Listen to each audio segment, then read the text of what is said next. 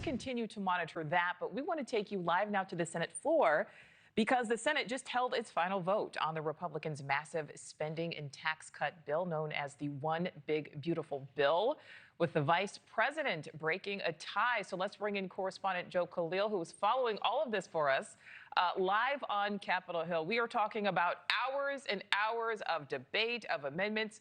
Bring us up to speed, Joe.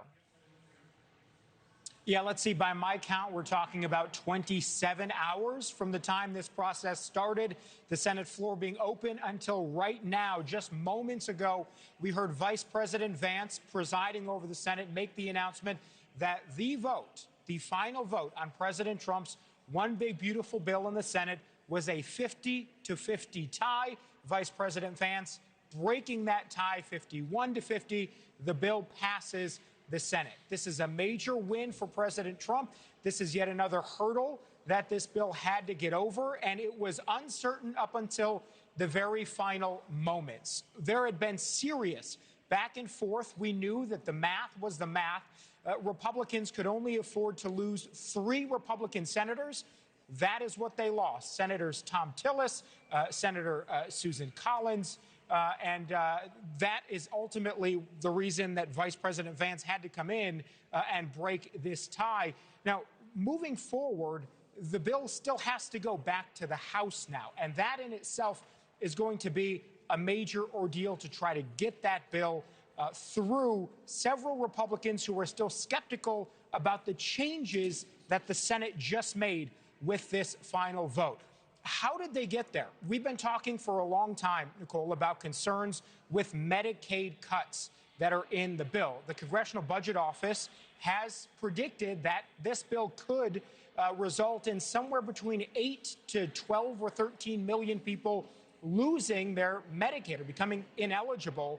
And that could potentially have ripple effects where rural hospitals that rely on Medicaid patients might potentially have to close.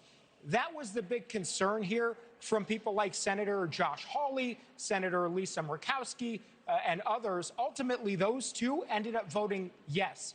Lisa Murkowski in particular is a name you're going to hear a lot about today, the senator from Alaska.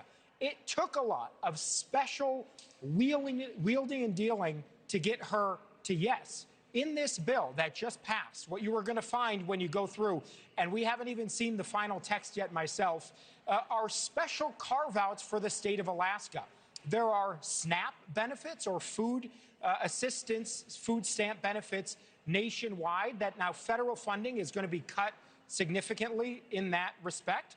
Alaska is going to be exempt from some of those cuts. There are tax benefits to certain industries in Alaska, the fisheries industries that are very prominent in her state, that she was able to win as concessions for her vote. And her vote was important because without it, Republicans would not have been able to cross the finish line, again, with 3 other Republicans being no votes on this bill. So the bottom line now is President Trump, Senate Republicans, they get a major win. Republicans are going to go off on their July 4th holiday. The bill goes back to the House, and we will continue to follow its progress. It's going to be hurdle after hurdle there, Nichole. It's not going to be easy, but right now there is a lot of momentum behind what is President Trump's signature piece of legislation.